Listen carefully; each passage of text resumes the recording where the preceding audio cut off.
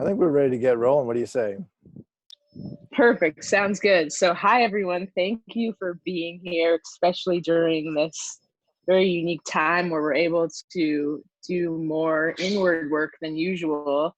My name's Talia from Healer Collective, and we curate the top practitioners, coaches, and thought leaders in the wellness industry. And along with WellSet, we started this series about a month ago called Love is Contagious, and it's just been ongoing every day. We have many different practitioners, amazing practitioners. So today we have Bowen, who I'll let him introduce himself, but he's really an amazing guy. He comes from the tech world, of the ad world, and then had his own spiritual awakening of sorts, and is really great at moderating. Well, he's great at many things. He's a coach, and he helps people get back to themselves, but he's also great at moderating these conversations around alcohol without judgment, which is really rare today. So I really appreciate that, and we're happy to have him here. Take it away. Thanks, Talia. Thanks for the intro. Good morning, everybody. Good morning. I hope you're enjoying the view of beautiful California here behind me. So yeah, Talia said, my name is Bowen Dwelle. I'm a writer, an outdoor athlete, and a freedom coach. That means I help people be more free. I've hosted this workshop a few times in the past couple of years. But this is the first time I've offered it online. A lot of us are doing stuff online for the first time or in a new way. It's a little bit scary. But you know, fear is just a message, right? And usually turns into fun pretty quickly. So thanks again for being here. I really appreciate it. What are we going to do here this morning? Yeah, we're going to talk about alcohol. That's the subject. It's a subject that, you know, a lot of us stay away from. But we're not going to talk about it in the old way, like it's a problem with a disease that involves treatment and recovery and relapse and failure. And no, this negative mindset did not serve me. And I can only speak from my own experience. So I'm going to share a little bit of that and hopefully some new perspective with all of you. First of all, yeah, life could be a lot to deal with. And humans, we're pretty good at discovering mind-altering substances.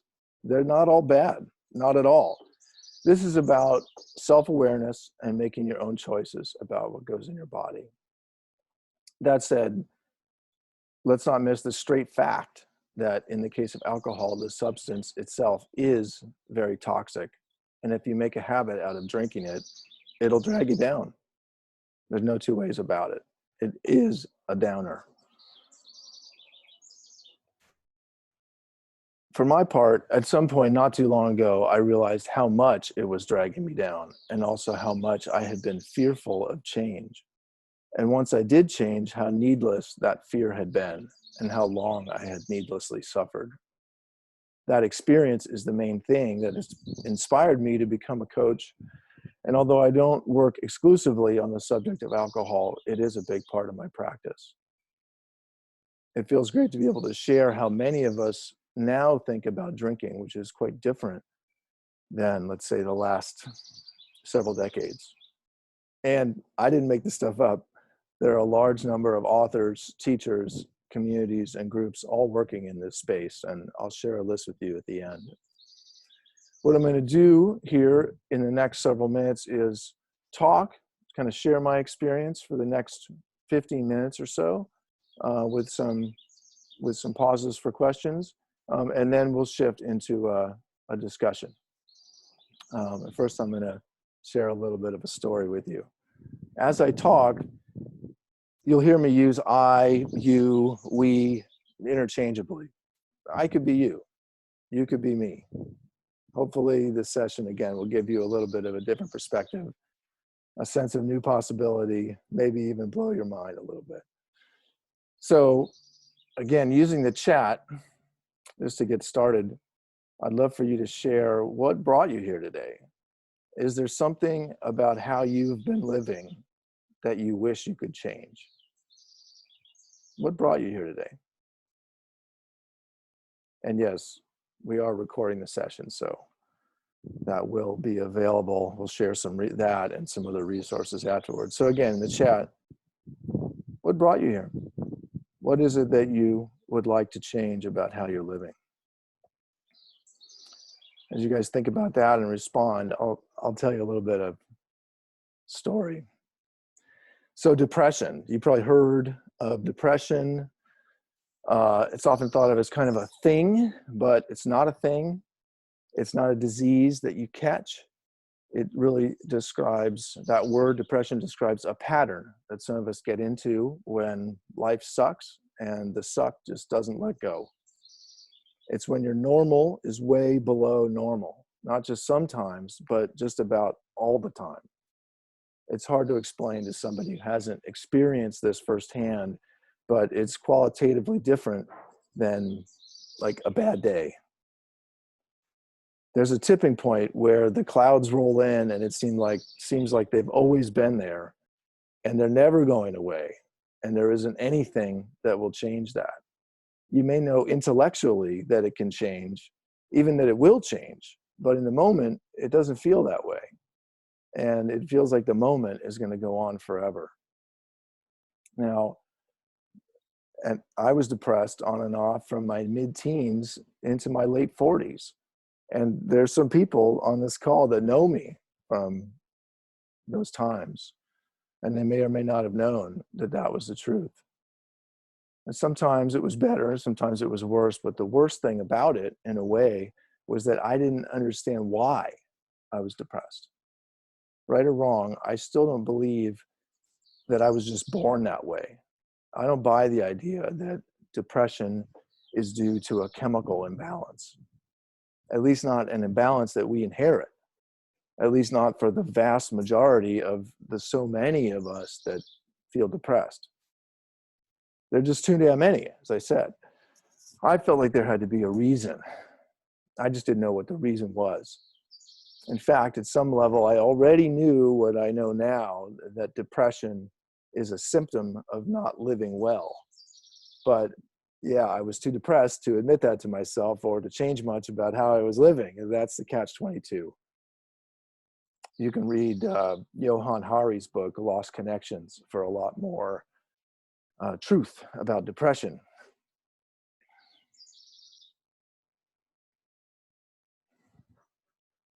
And I can see some of you sharing some of your own experience. Thank you.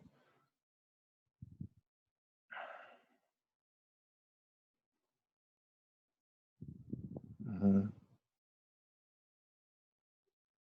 Yeah, people talking about patterns, relationships. And we'll come back to those questions in discussion. Another question for you all here. Does anyone else feel like their normal is way below normal at times? And perhaps also without really knowing why? Again, me. That's where that comes from. So, as I said, this was kind of a lifelong pattern. And as I got into my 40s, I just turned 50 a couple months ago. As I got into my 40s, things gradually began to improve. And by the end of 2017, I had changed just about everything in my life compared to, let's say, a decade prior. I had sold the business that I had built over the past 15 years. I became a semi-professional athlete. I was guiding adventure trips in Brazil. I was playing drums, flying paragliders, swimming in the bay, and running miles of trail every week. I was living in Sausalito with a beautiful partner. We had just spent 2 weeks together in Japan. And then I was off to Brazil to go work as a guide, doing these long distance kite surfing trips. It sounds pretty good, right? And it was.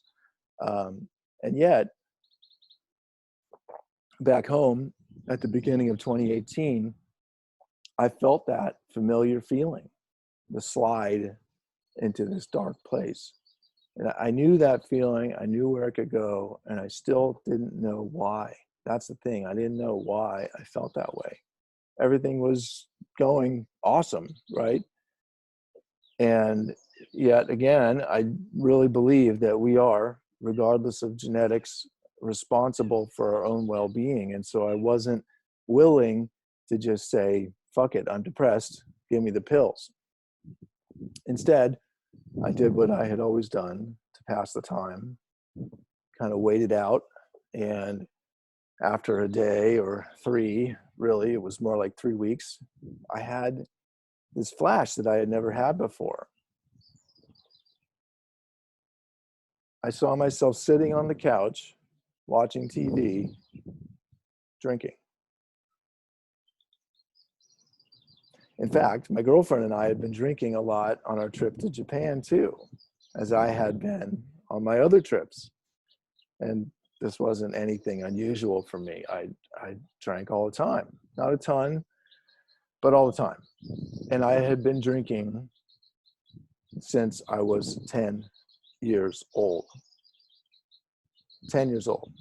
I can show you a picture, more than one picture.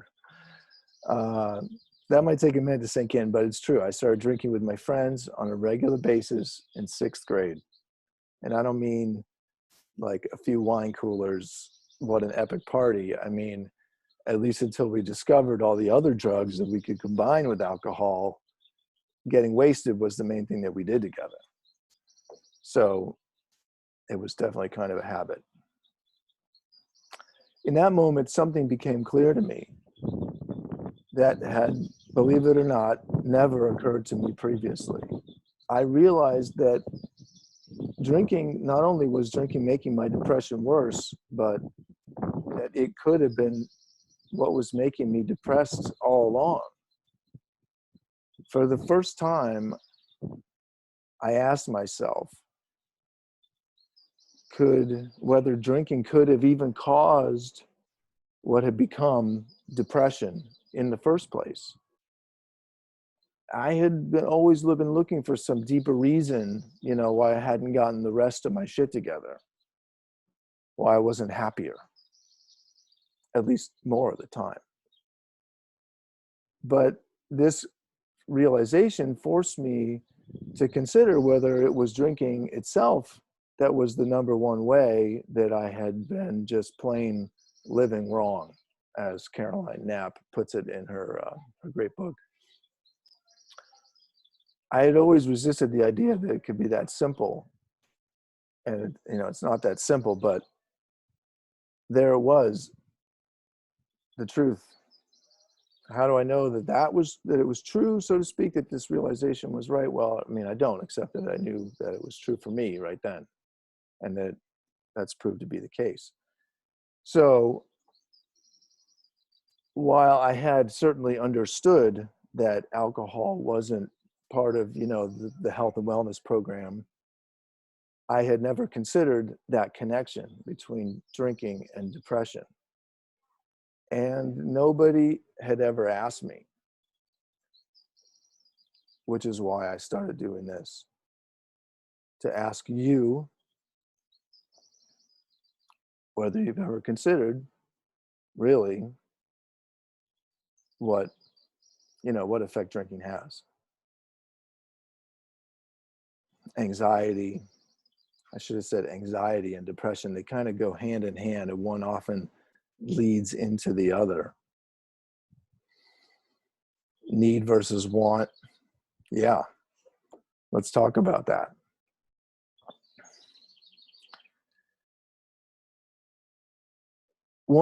So let me tell you this. Once that connection became clear, the connection for me, in my case, between depression and drinking, once that connection became clear, I just lost the desire to drink.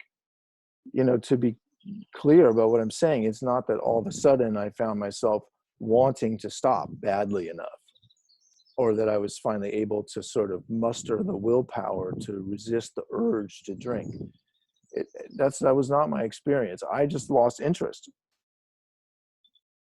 As I imagine, we all know, you can live with a hangover, even like 100 or 1,000 of them, but being depressed is truly terrible. And once I connected those dots, I just didn't want it any longer. It's not an intellectual process. This was just a change that happened based on a realization. So at that moment, my relationship with alcohol changed completely. And the idea that it held some promise for me, the possibility of sort of relief, let alone like some sort of unknown awesomeness, some enlightenment through alcohol, that was gone. I just didn't need to run any more experiments to see what drinking had to offer me, let's say. It's often, people often feel, or, it's often said that alcohol can seem like a friend. And the thing is, some friends aren't forever.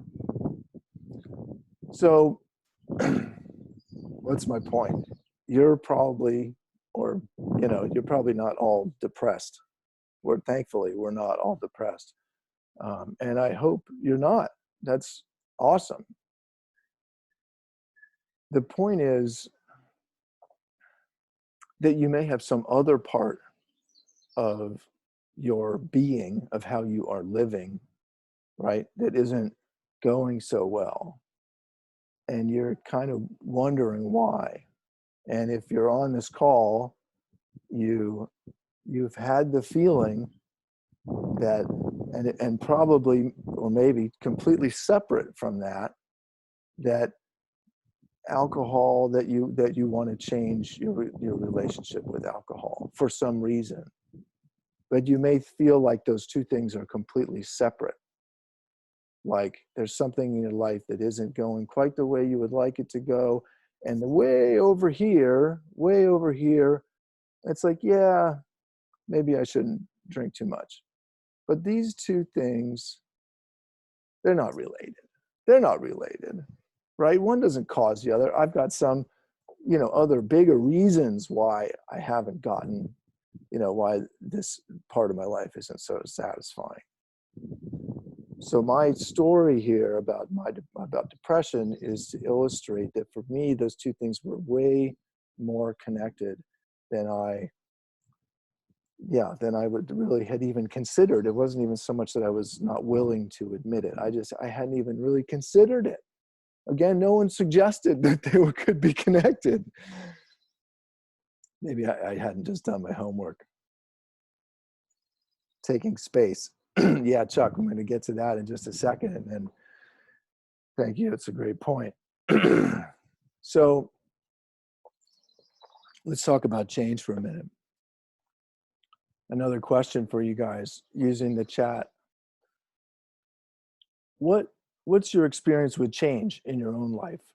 Have you ever had the experience of changing or having changed some long-standing habit or practice in your life? I'd just like to hear some examples of changes that you've experienced. We tend to think that change is hard, and that habits are, we hear that habits are established sort of by force of will. The thing is, habits doesn't work like that. Habits result automatically from repeated behavior. It's not like you somehow form a habit before you start doing the thing, and then start doing the thing because you have successfully begun the habit. Habits are the behavioral manifestation.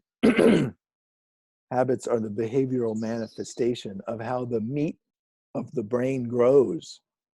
Mark Lewis writes in The Biology of Desire, another great book, the way we experience things shapes our biological matter. And those biological changes, he's talking about the meat of the brain, shape the way we experience things subsequently. Desire-laced experiences mold the brain into a vehicle for creating similar experiences. He's talking about these neural pathways, right, that we've all heard about, that grow to support behavior that kind of works for us. You get good at what you do. This is how you get good at what you do.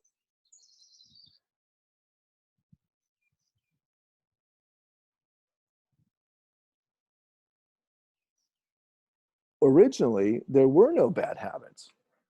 But in the modern world, this natural learning habit forming process can be hijacked to create habits that are bad for us, because the neurochemistry of the habit forming process is easily overpowered, really, by rewards that come from outside our human biology. Alcohol, money, porn, dopamine triggering games, scrolling, endless scrolling. You know the stuff I'm talking about.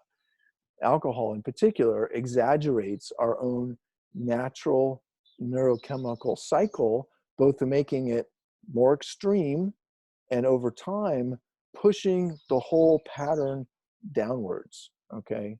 And before long, that's how our normal ends up below normal.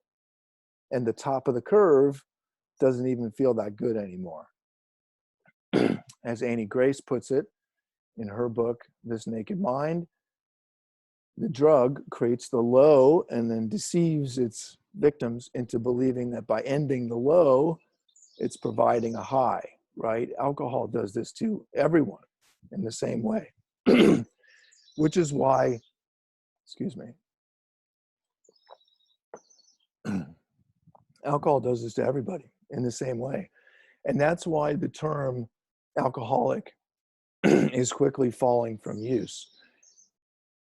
I never felt that applied to me, and it's kind of obsolete, really. There is no condition that only some people have that prevents them from enjoying alcohol without consequences. It's a chemical reaction.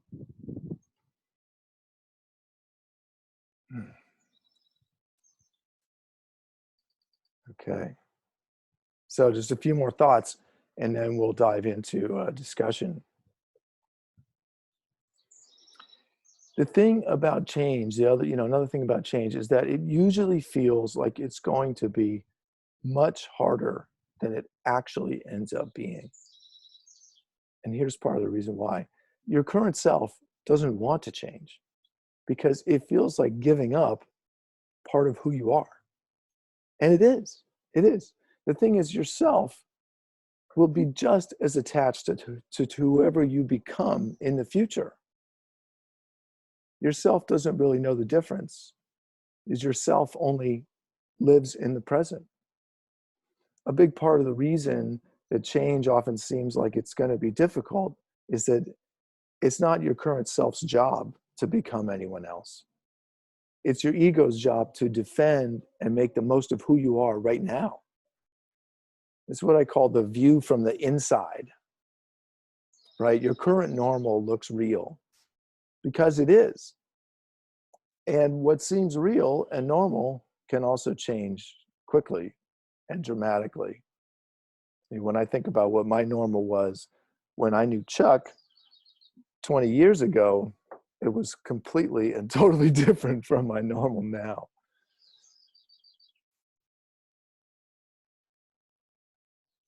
Here's a question that we'll consider for you to consider in this last section here. Who is your future self? Who is the future you? And what does that person want? You ever think about who you're becoming? If there's a change that you'd like to make, don't rely on your ego to get you there.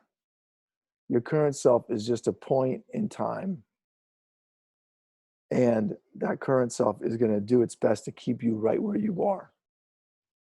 At the same time, if there's something about how you're living that doesn't feel right, then you're already moving in the direction of leaving that to the past. Both are true. If you can build a picture of the future self that you are becoming, are already becoming, that future you will begin to pull you forwards. That's what happened to me. I didn't finally decide to stop drinking. What happened was my future self finally saw clearly that, in my case, alcohol was depression's best friend, and didn't want anything further to do with either one of them. It wasn't a decision to finally stop doing something bad for me. It was an automatic shift towards greater wellness.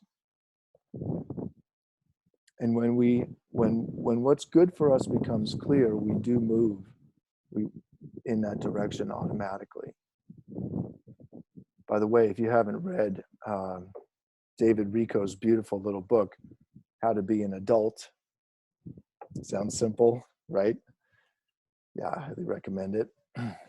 We'll have a reading list that I'll share at the end as well.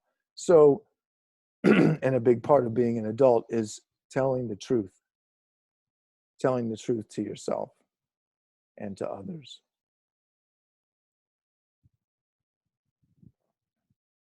Your intuition, that message, the subtle message that you've gotten, whether it's about alcohol or whatever else, that's your intuition. And your intuition, it doesn't lie. It can't lie. It may not be totally clear to you, but it doesn't lie. And intuition, let me just tell you this, my friends, intuition is what keeps you from fucking up your life. If it's working, you pretty much can't. For the same reason, though, you can't afford to ignore it. So, what has your intuition been trying to tell you? Is there some subtle message that you've been getting that you've been kind of putting on hold, that you're not sure? You're not sure if it's right. You're not sure if you should listen to it, but it keeps coming back. I'd love for you to share any of those subtle messages that you may have been getting. Okay, a couple more minutes here, and we'll circle in.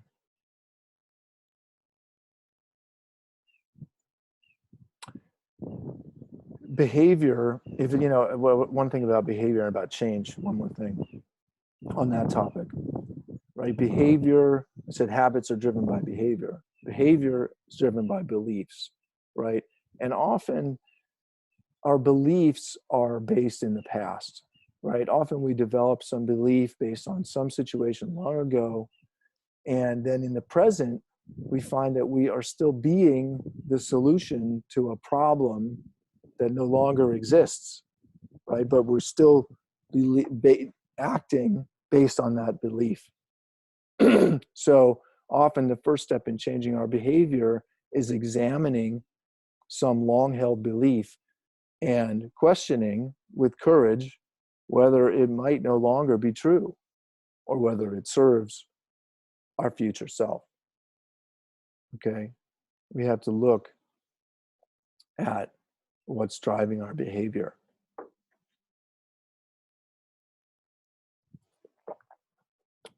Another another final note really about drinking and depression and related kind of darknesses. Just like depression, you know, drinking is in a way is a symptom of not living well. Also kind of also a cause, but a symptom. In Jungian terms of Jungian psychology, Carl Jung, it's a neurosis, a gap between our conscious behavior and the needs of our unconscious. You need to, your unconscious wants to express something, to feel something, to do something, to be something. But your conscious self, doesn't quite know how. And so you resort to a shortcut, right? Something that makes you feel something, even if that something is artificial and net negative. So drinking, for me, and for I think many of us, is an invasion of this responsibility to actually express ourselves, and also an expression of our frustration at our inability to do so. The deeper reason that I was able to stop drinking so quickly, and frankly, pretty easily, very easily, is that I had put a lot of time and energy into developing my my self-awareness. And that even though I still suffered from dark times now and then, in general, I was already lit up by the prospect of becoming more of myself, not just the self that I could manage to survive being. Another thing about intuition. Intuition is what the body wants. And the body wants to move. That's why I'm standing up here and walking around. The body wants to move, not to be anesthetized. It's the same thing with the intuition, right? Alcohol blocks all of our senses. It blocks our intuition.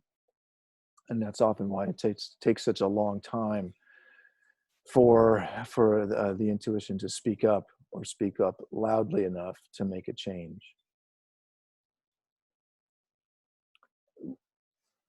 One final way of looking at this is that, especially right now, as we're all kind of home alone, we're all hungry for vice.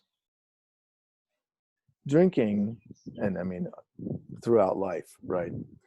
Drinking can be a way of expressing and accessing a dark side of the self that otherwise, it doesn't get much exercise in the modern world. The rebel, the lush, the barfly, the drunken screw, these are all part of us. And if we don't have any way of letting the shadow out to play in our normal life, it'll scream for attention and find a way to express itself. So alcohol, it can be a shortcut, but it falls short. It can't deliver because it doesn't inspire. Instead, as Chuck alluded to, it displaces real feelings and actions and expression. So one of the things, and I mean, certainly for me, probably the biggest thing overall that my lifelong drinking habit pointed to was an underdeveloped inner life. I didn't know who I was. Seen from this point of view, the path towards changing your relationship with alcohol is a natural continuation of your lifelong journey of self-discovery, growth, and well-being. And as you learn what your body wants and what your unconscious wants and what your future self wants, you'll learn that they all want the same thing: for you to be yourself as much as possible, as much as possible.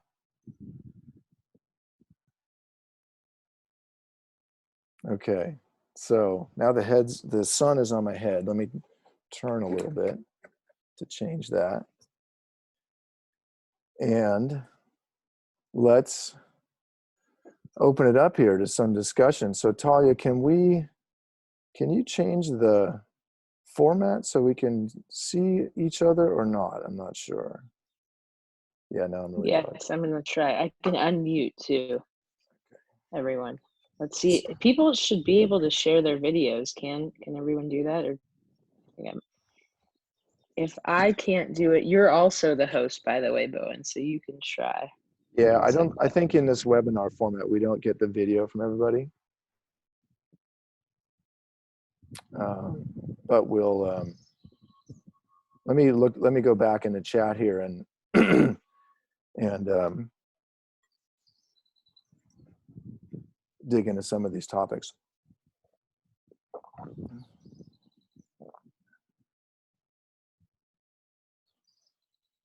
Okay, I allowed everyone to turn on their videos. Okay. So let's see if that starts happening. I'd love to see some of you out there. So I'm just gonna, share some of what's in the chat here and kind of see what comes up.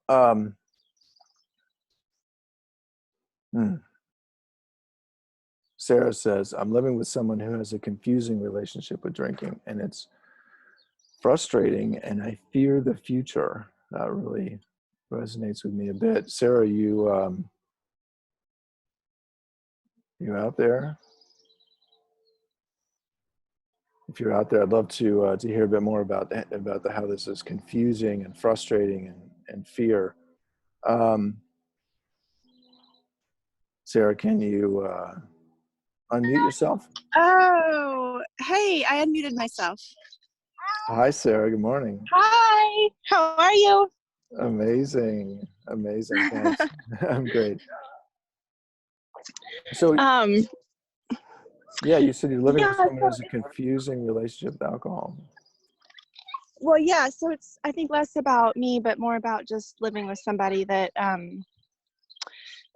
who kind of has traits with alcohol that just confuse me, that I've picked up on over years of time. Like, he hides it,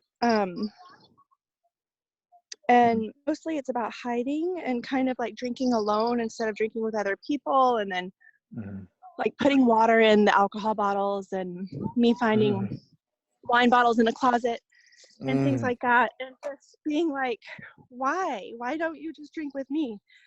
I mean, why can't you just drink out in the open? Or how bad is this problem? Like, am I gonna find 20 vodka bottles under the house, or is this really just some weird kind of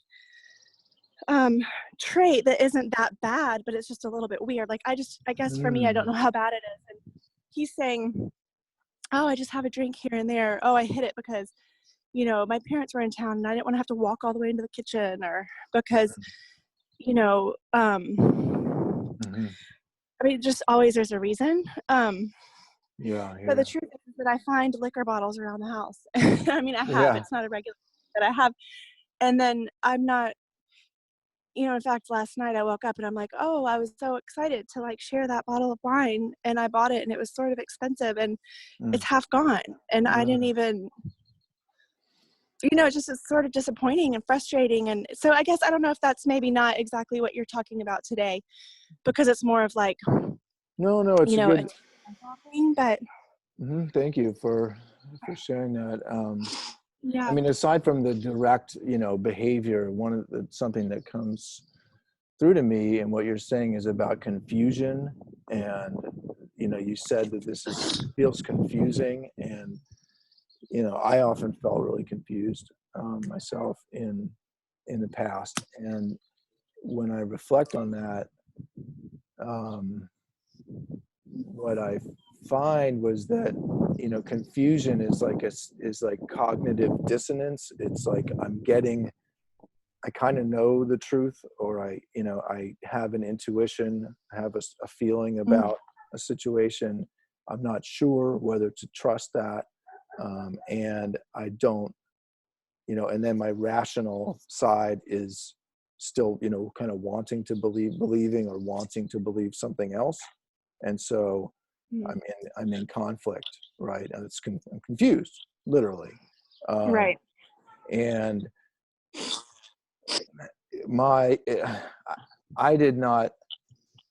I was not familiar with my intuition well enough to trust it, or even really to hear it much. But I mean, my experience has been that, as I shared earlier, that like it never lies. There's a message there, even if the message is not the obvious message on the surface. There's a message there that's very important. It's kind of like a dream, right? It might not be speaking directly to you. It might not be saying like, okay, this, your partner is, has a massive problem, or is, hiding and drinking all the time. It may be something a little bit more indirect, but the fact that you're noticing this, there's a truth there. And that's like the thread that will unwind the confusion. I don't know if that says anything to you, if that resonates. No, that helps. But then it's like how to follow that thread, like how to what's the next step on the thread? Is it a conversation? Is it a meditation? Is it a journaling? Is it a time away? Like, what is the next, finding more clarity on that path? Or is it just time? Well, in this case, you're talking about somebody else, right? So there's your clarity, Right. and then there's, whatever process or conversation, you want to have with this other person. So those are two kind of separate things, right? I mean, I think for, for your part to begin with, to resolve your whatever confusion you actually have, yeah, I would suggest some further reflection, digestion, meditation, exploration of what you really feel about the situation, regardless of this other person, and then move from there. So let me jump. Thank you. Yeah, That helps. sure. Thank you. Someone asked here, and I'll just answer this really quickly. Like, does this mean you're not depressed anymore? Yes. Depression is a pattern. Like I said, it's not a thing. So, there's no sort of either or strictly. But, my normal now, if we talk about the sort of natural rhythms that we all have, okay, my normal was down here. And occasionally, I would sort of come above water. My normal now is up here. And my normal is also much smoother. That's one of the major changes that I didn't really touch on, but the rhythms of life, the rhythms of our life are meant to be mostly smooth. They're meant, actually, and I have a meditation on this that I'd be happy to share with any of you. The rhythms of our life are like the rhythms in the natural world. They're mostly gradual, gentle curves. Once in a while, there's some sort of, a landslide, a flood, a hurricane. But those are very rare, right? Our natural rhythms are not jagged, and they're not full of huge ups and downs. So no, I'm not depressed anymore. I still know what it's like, and I can still go low, but I'm not. Let's see what else is in here. Thank you all for sharing so much here in the chat.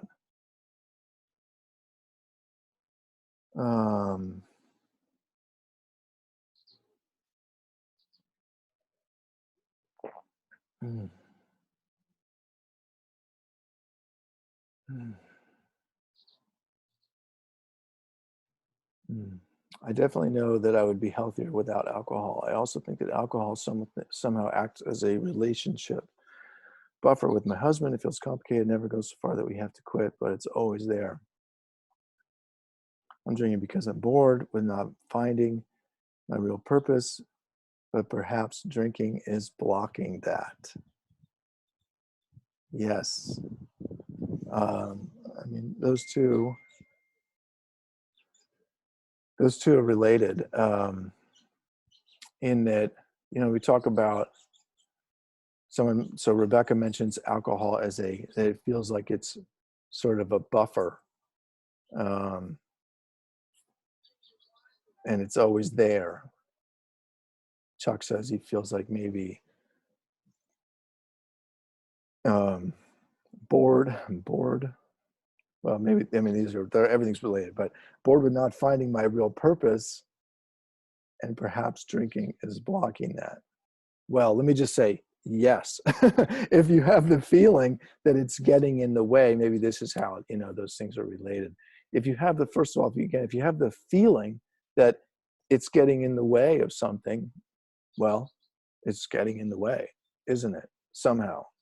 And if, Chuck, if you have, the feeling that drinking is blocking your purpose, let's talk about purpose just for a minute. Where does purpose, purpose is this magic word that everyone likes, loves to invoke. If only I knew what my purpose is. Let's make a spreadsheet and figure out what our purpose is. Well, where do you all think purpose comes from? How do you figure out what that is? My personal experience and my take is that the only voice that will speak your purpose is your intuition, yourself, your inner self. That's the only possible place that it could come from, right? And there just is no question, there's no question that alcohol, to some extent, greater or lesser, okay, it dulls all the senses. That's what it does. And it does dull that inner voice. It quiets all the voices. That's part of the reason that we like it, right?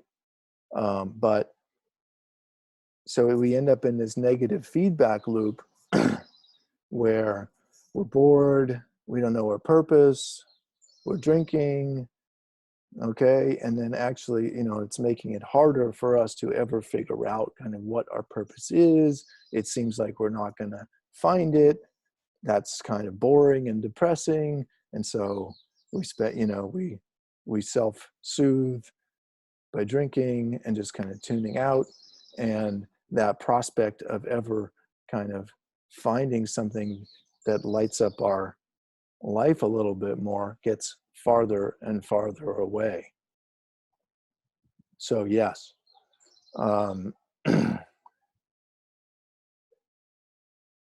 yeah, in relationship, I mean, it's,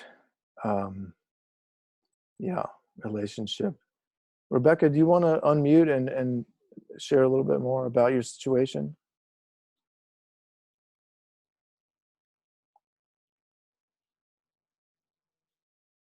Let's see if she responds.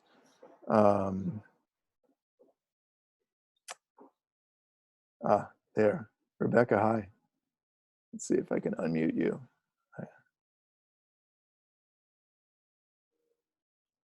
I'm trying to unmute you, but there we go. Maybe. Oh, she says she can't do. We unmuted her, but she doesn't want to be unmuted. Okay, no problem. Yeah, got it. Yeah. Well, just to talk for a moment about what you said, relationship buffer. Yeah. It can be that. It absolutely. I mean, it's often the case that again, I'll just talk from my own experience. I mean, pretty much every relationship I've ever had, began to some extent with alcohol. And alcohol was a part of the relationship. It had a seat at the table. It made relating, at least at some level, easier, because it quiets the doubts, it quiets the inner voice, it quiets, and it does kind of relax our inhibitions. So it makes relating at, again, this kind of surface to mid-level easier, while at the same time blocking us from relating at a deeper level. That's the catch. And so you can stay, right? We can stay in this level up here, as I did for many, many years. And it's not the dating game. So, I mean, relationship is still my most challenging, the most challenging area of my life. So, you can stay in this upper level. And as you said, it never goes so far that you have to quit or that you have to change that paradigm.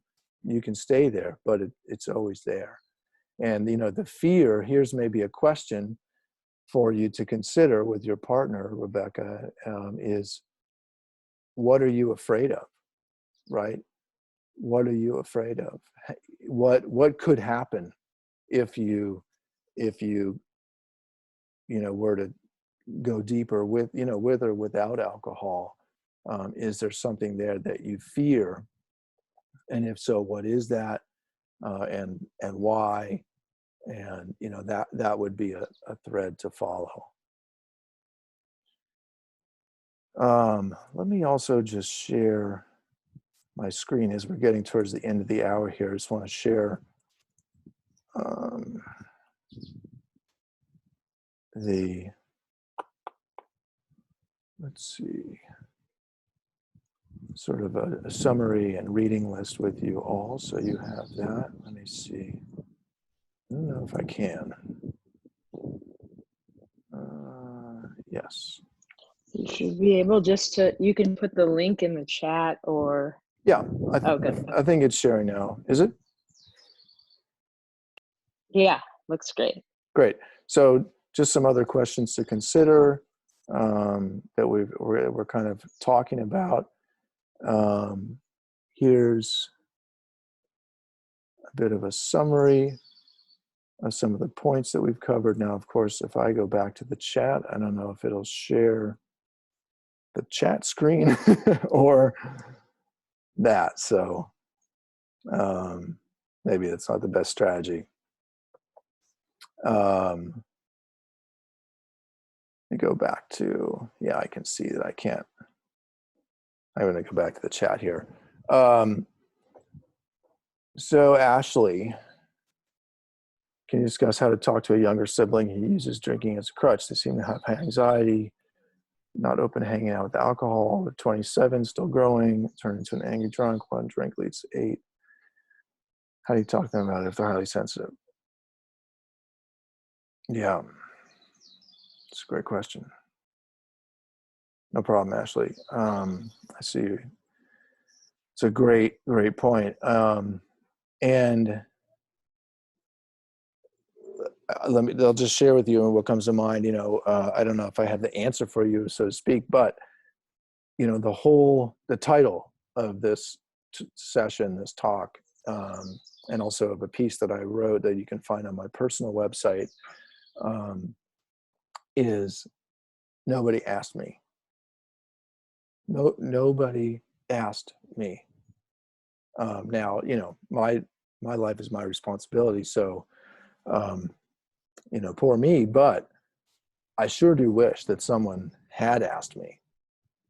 And in particular, someone like a non-parent, because, our parents.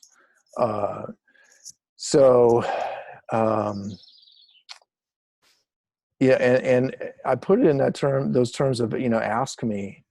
Well, ask me, tell me, talk to me, bring it up to me, have a conversation with me. I mean, who knows, of course, in which moment, or, I might have been receptive to that conversation, but the fact that nobody ever, literally, really ever brought it up to me.